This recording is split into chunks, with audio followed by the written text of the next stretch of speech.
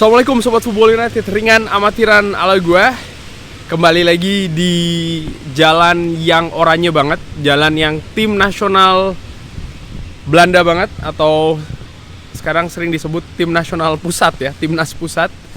Ya, gue sambil jalan di sini sore-sore ingin ngobrolin ada dua pemain ya kan yang dikaitkan dengan Manchester United, yaitu adalah Jarrad Braithwaite dan yang terbaru adalah Joshua Kirkze.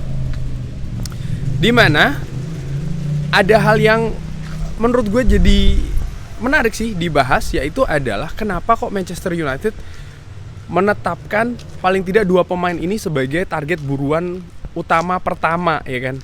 Ini kan bukannya tanpa alasan, apalagi sudah ada Ineos. Ini merupakan musim ketiga dari Erik ten Hag juga. Mereka sudah melakukan semacam kayak analisa pastinya ya, dan disesuaikan dengan kebutuhan. Nah, itu yang ingin gue bahas kali ini, dan gue curigai langsung saja Jarrad Braithwaite dulu. Pemain ini pemain muda potensial, ditawar 30-35 juta pertama oleh Manchester United, tapi Everton ingin lebih 70-an ya kan, dan sekarang sedang dipertimbangkan untuk ditawar lagi nih, berusaha untuk didatangkan lagi.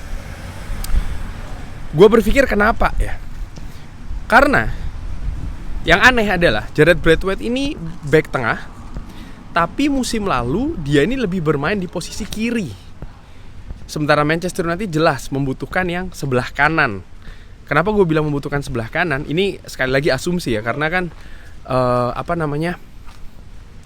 Raphael Varane yang meninggalkan Manchester United ini 2 musim yang lalu kan menjadi duet utama bersama dengan Lisandro Martinez sebelah kiri, Raphael Varane sebelah kanan. Nah, gue berpikir, apakah Jarrad Braithwaite akan diplot sebelah kanan berduet dengan Lisandro Martinez? Itu bisa saja terjadi.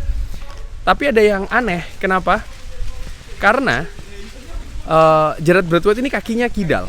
Jadi dia kaki terkuatnya itu adalah kaki kiri. Oke, dan sekali lagi sih memang musim lalu luar biasa bersama Everton, tapi di posisi back sebelah kiri, back tengah sebelah kiri. Apakah dia nantinya akan dimainkan di posisi back tengah sebelah kanan? Itu bisa saja terjadi, tapi kok gue jadi berpikiran seperti ini ya. Manchester United ini musim lalu sangat jarang diperkuat oleh Lisandro Martinez karena ada cedera yang konon didapat setelah Piala Dunia ya kan. Intinya memang jarang bersama dengan Lisandro Martinez. Dan ini disebut sebagai salah satu faktor kenapa Manchester United musim lalu tidak maksimal. Karena memang kalau kita lihat misalnya 3 musim yang lalu, bagaimana sektor back tengah sebelah kiri ini menjadi titik lemah dari Manchester United. Oleh karena itulah Erik ten Hag di musim pertamanya langsung mendatangkan Lisandro Martinez yang memang posisi terbaiknya ada di back tengah sebelah kiri. Yang gue curigai langsung aja ya dari hal ini adalah 2 hal. 1, memang Jarrad Braithwaite ini nanti akan diproyeksi tetap di back tengah sebelah kiri. Kok bisa seperti itu? Gue curiga bahwa dengan cedera yang dialami oleh Licha, itu memang akan membuat dia tidak mungkin atau tidak bisa bermain dengan menit bermain setinggi ketika dia pertama kali datang ke Manchester United di musim pertamanya. Gue curiga seperti itu, sehingga memang dibutuhkan pemain yang bisa menjadi backup dengan kualitas yang juga bagus, kualitas yang juga tinggi. Kenapa? Ya, balik lagi, musim lalu tanpa back tengah sebelah kiri yang bagus, Manchester United kacau balau ya. Itu nomor 1. Gue asumsikan seperti itu. Apakah Jarrad Braithwaite ada kemungkinan dimainkan di sektor back tengah sebelah kanan? Itu juga ada peluang tersebut. Lalu kemungkinan kedua yang gue perkirakan adalah bahwa memang Manchester United ini akan mendatangkan back tengah sebelah kanan tetap. Jadi akan ada 2 center back yang dihadirkan di Old Trafford. Tapi apakah akan menjadi back yang utama? Di situ yang gue ragukan. Kenapa? dari sisi budget sih sebenarnya. Dimana ya bayangkan Gareth Braithwaite saja mintanya berapa, 70 juta ya kan. Mungkin Manchester United ingin di angka 50 juta itu bisa saja terjadi. Dan Manchester United juga harus mendatangkan pemain di posisi lain ya. Sehingga menurut gua ya mungkin agak ditekan di sana. Tapi kalau melihat ketersediaan saat ini di sektor back tengah sebelah kanan, Manchester United bukannya tanpa kualitas. Ada Harry Maguire yang menurut gua musim lalu sukses nih dikembangkan kembali ya oleh Erik ten Hag. Bahkan dia juga bisa bermain di kanan maupun di kiri. Sehingga yang gua curigai adalah Harry Maguire naik pangkat sebagai mungkin pemain utama ketika misalnya Manchester United tidak bisa mendatangkan back tengah sebelah kanan ya. Tapi apakah skenario ini skenario yang pasti gitu ya? Asumsi gua nggak juga sih. Misalnya Manchester United gagal untuk mendatangkan Gareth Braithwaite, maka barulah mereka akan mencari back tengah sebelah kanan yang lebih premium. Dalam hal ini mungkin Jean-Claude Todibo.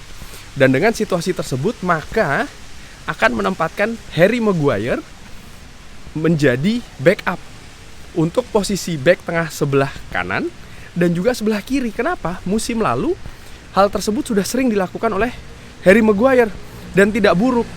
Ditambah lagi berita bahwa Jonny Evans ini akan akan diperpanjang kontraknya 1 musim lagi.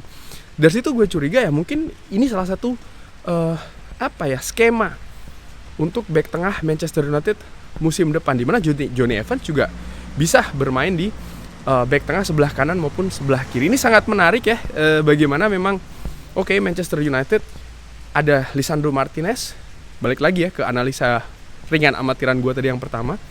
Tapi memang tidak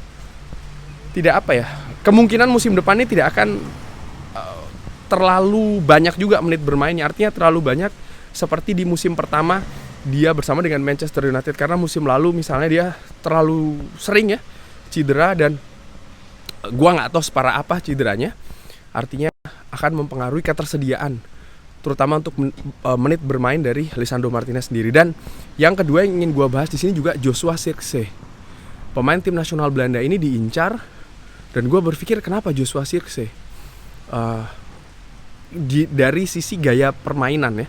Karena sudah pernah gue bahas juga di salah satu video terkait dengan artikel di The Athletic. Nah, gue melihat bahwa salah satu poin plus dari Joshua Zirkzee ini adalah pergerakan dia yang sangat cair sekali, yang sangat mobile sekali. Dia memiliki teknis yang bagus, tapi itu tadi ya, bagaimana pergerakan dari Joshua Zirkzee ini yang juga sangat tinggi sekali, mobile banget. Dia jelas bukan target man, bukan tipe pemain depan yang ditempatkan di lini depan memang tugasnya untuk mencetak gol, tidak, tapi juga untuk membuka ruang misalnya untuk pemain-pemain lain. Dan kalau gue pikir fungsi ini seperti mirip dengan Rasmus Højlund. Nah, dari situ gue secara ringan amatiran berpikir bahwa memang Manchester United ataupun Erik ten Hag mencari pemain dengan skema yang sama cara bermainnya kurang lebihnya ya dengan seorang Rasmus Højlund. Sehingga ketika Rasmus Højlund ini absen ataupun berhalangan ataupun sedang dalam tren yang tidak bagus, yang menggantikan itu tidak akan kesulitan untuk bermain dengan skema atau sistem yang diharapkan oleh tim kepelatihan Manchester United. Jadi yang diutamakan memang skemanya dulu, sistemnya, baru dicari orangnya, bukan sebaliknya. Yang mungkin beberapa periode terakhir 10-11 tahun terakhir sering terjadi ya. Jadi pemain Manchester United ini didatangkan dulu, baru pelatih yang akan beradaptasi nih sistemnya dengan pemain yang didatangkan tersebut ya. Gue tidak harus mengambil contoh siapa saja, tapi yang jelas sudah sangat sering seperti itu. Dan nampaknya dengan kali ini berbeda ya. Kalau gue melihat, soalnya dari artikel yang di The Athletic itu, gue melihat Joshua Zirkzee muda dari Italia, bukan striker ujung tombak, dia lebih ke striker yang beroperasi mulai dari lini tengah bahkan ataupun sepertiga akhir ya. Dan gue pikir ini sama seperti profilnya Rasmus Højlund, baik ketika di Manchester United musim lalu ataupun ketika dia masih di Atalanta. Ada hampir kemiripan, walaupun mungkin tidak identik 100%, tapi ada kemiripan. Sehingga gue berpikir Dan ini juga berarti kemungkinan ya, ketika katakanlah Manchester United gagal untuk mendatangkan Joshua Zirkzee yang disebutkan oleh David Ornstein dari The Athletic, memang Manchester United sekarang sedang mengeksplorasi kemungkinan tersebut, maka gue pikir ya mungkin Manchester United akan mencari pemain-pemain dengan profil yang seperti ini ya. Nama-nama yang lain gue belum tahu, tapi yang saat ini santer kan memang Joshua Zirkzee itu. Jadi ada memang pendekatan yang berbeda di transfer market kali ini, di mana Manchester United mencari pemain sesuai dengan sistem. Jadi memang sistemnya dulu yang dipatenkan, kurang lebih demikian, baru dicari komponen-komponen yang dianggap memang bisa mengisi sistem tersebut ya. Bukan sebaliknya. Dan ini menurut gue hal yang mungkin bisa dibilang baru lah di Manchester United. Kurang lebih demikian. Terima kasih sudah menyaksikan. Bisa dilihat ya, oranye banget nih jalannya. Bagaimana menurut Sobat Football United analisa ringan amatiran gua tadi? Ada pendapat lain seperti biasa, silahkan drop di kolom komen. Terima kasih sudah menyaksikan. Jangan lupa like, sholat, dan juga subscribe. Wassalamualaikum warahmatullahi wabarakatuh. Thank you.